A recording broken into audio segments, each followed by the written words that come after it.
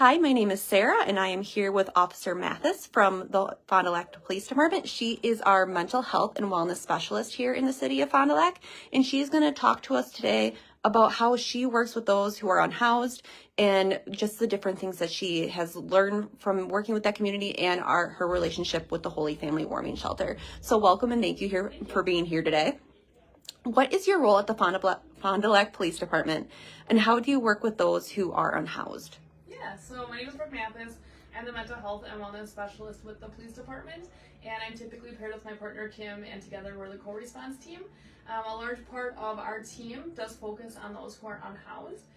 Anytime there's a call of someone who is unhoused, typically I like to jump on those and assist those individuals because we do have a lot of resources, and I have worked with many individuals and have made many phone calls and actually sat down with people to seek those resources out, because I understand that if I give someone a stack of papers, it can be very daunting to look at that and do anything alone. So I will spend time and just work with people because I understand that if I'm showing up, right, and someone has a tent set up in the woods, it's not fair for me to say you have 2 minutes to clean all this up and you need to be out of here, because that is their life, that's their home for the minute. And so although I need at some point for them to work with me and move things along, it's not going to happen right there, and I understand that. The other thing that's been very nice recently is we actually paired with the St. Catherine Drexel shelter for our door team, which is Drexel Outreach, and they will actually go mobile and meet with people who are unhoused or panhandling or maybe living in a tent to offer that food and basic necessities at the time of the call and get them on the shelter waiting list as well. So that's been really helpful to have that partnership as well. How have you worked with the Holy Family Warming Shelter to assist its guests? So I think it goes both ways. It's a collaborative partnership, because there's no point in having two resources and us being on pedestals. We have to work together for the greater good of our community. And so there's been times where I've called the shelter and been like, hey, I am really in a pinch, I really need help for this person, and they have never said no. They've always been very helpful and willing to assist any way they can, even if it's not them being able to bring them into the shelter. It's, I have some food, I have some water, let's get them a meal.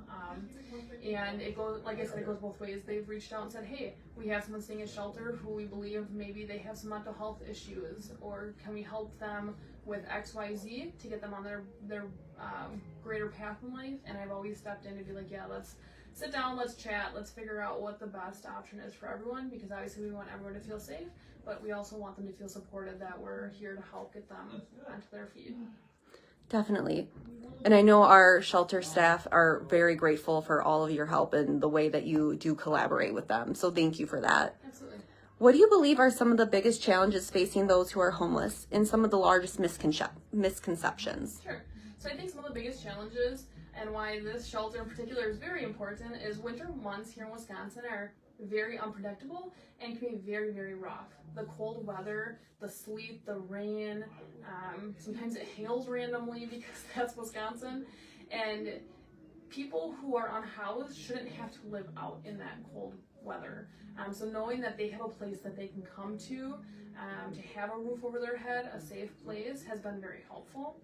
I think another challenge for them is the ability to, apply for jobs and get to job interviews, because there are people that say, hey, I'm trying everything I can, I have this job interview, but I don't have gas for my car, I don't have a car, I don't have clothes for the interview, I don't have a place where I can shower. The staff here has always been wonderful if we collaborate to make sure that things are being met for these individuals. And I'll say another challenge is just food, basic life necessities, food and water. Sometimes people don't know where their next meal is coming from, which is really sad to think of, but the shelter here has always been wonderful with providing meals and snacks and collaborating to find where else in the community they can get food from, because no one should have to wonder where their next meal is coming from. And then just to go on to some of the misconceptions, I hear all the time, oh, well, they choose to be homeless. If you take any population of people in the world, whatever that population may be, sure, a small percentage of that may choose to be homeless. They may choose to do this or that. But I think a lot of the people that I have had contact with in our community, they're not choosing to be homeless. They fell on hard times. Housing adds up, food adds up, gas adds up, everything adds up. Daycare, if they have kids, everything adds up to an extent. And just because they're unhoused does not mean that they don't have a job. One job sometimes cannot support a family, or an individual for that matter of fact. And so sometimes we do need to assist and help them with their basic necessities so that they can focus on getting on their feet. And that's another thing that I've heard is that, oh, well, if we just give them free handouts, they're not going to do anything for themselves. That's not true, because I've seen it firsthand work. Without naming names, there was a couple ladies I was having contact with last year, and I actually really enjoyed being around them because they're very bubbly, very smiley, lit up my day. And now I've talked to them, and they have apartments. So they were given, food and might have stayed at the shelter, but they're in apartments now because we were able to work, and they did a lot of work for themselves as well to find a place. Waiting lists at apartments are pretty long these days. And so just because someone's unhoused doesn't mean they're not working towards it. I had a gentleman I was working with, he had put in probably 10 applications on apartments, and we're still waiting and waiting and waiting because the wait lists are so long and there's so many people trying to get in. So yeah, it's just helping them the best that we can and just kind of getting past some of those misconceptions. Can you talk about the safety risks that those experiencing homelessness face? And women are known to face higher risks. So why is that, and why are their risks different, or how are they different? Sure. So I guess just some risks in general. I know we talked about it's the cold winter months. That can lead to medical issues, especially like frostbite. If they're not eating, that can lead to medical issues. And so, again, we have to make sure that their basic needs are met so that they can focus on getting on their feet. And for females, sometimes, it's been brought up that if you're unhoused, sometimes you might do something that if you were not unhoused, you might not do. So for example, if I meet someone for the very first time and I'm unhoused and they say, hey, I have a place that you can stay, they might be more apt to taking them up on the offer, even though they don't really know the person, because they're looking at that, basic necessity being met and having a roof over their head. The other thing I think of is people who are unhoused have a lot of stuff, and everything that they have is with them. They don't have a place to put their belongings, right? And so when they're moving from place to place, they're taking their stuff place to place to place. And so there have been times where people are just running out to do an errand or just running here, just doing this real quick, and they leave their stuff. And so that might lead them to be more susceptible to theft because now their stuff is sitting out in the open and other people might see that and just take that as, oh, well, they're unhoused. They don't really need that stuff, and might take some stuff.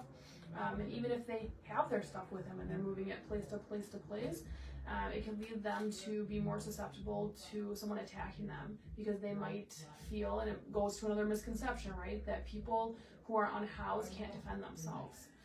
And so especially females, I think the misconception there is that females can't protect themselves as well as men can. So they're easier attacks if people are going to try and take their belongings. So we have to focus on that as well and make sure that they're safe. So with that in mind, with the risk, why are places like the Holy Family Warming Shelter important to have in our community? And how does it help keep us safe? Or help keep people safe? Sure, absolutely. Well, I think they're huge because people can come here knowing that they have a bed to sleep in, a roof over their head, a shower. Again, it goes to feel good, do good, right? Meeting those basic necessities of food.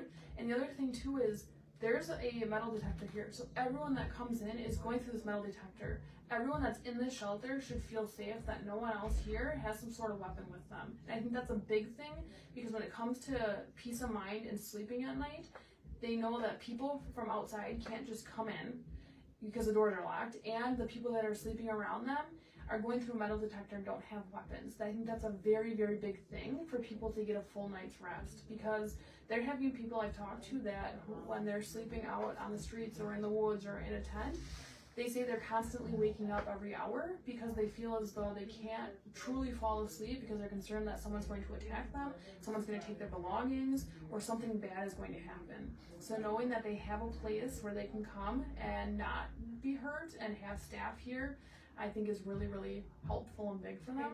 And then just another thing that I think of that's not really like a safety thing, but another benefit of having this shelter is just companionship. People know that they aren't doing it alone. There's staff members here that they can talk to. There's other people who are unhoused and going through similar circumstances that they're going through, and they can work through things together. And I think that boosts their mental health just enough where they're able to focus on other things. Because if I didn't know where my next meal was coming from, or I didn't know where I was going to sleep, I think your mental health plays a big factor into that. And so by boosting their mental health and getting their basic necessities met, hopefully they can get on their feet and get to that next step.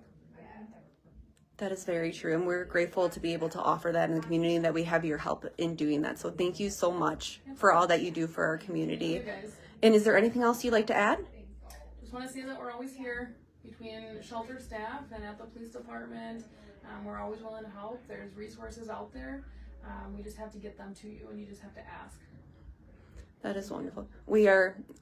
It's truly a blessing to have a community that wants to help one another and offers as many services as it can in this way. And you are one of the many people we are featuring today of the community partners. So thank you for being one of our partners and here to help. And Thank you guys. stop out on Reverend on the Roof for everyone who's watching. Thank you and have a great day.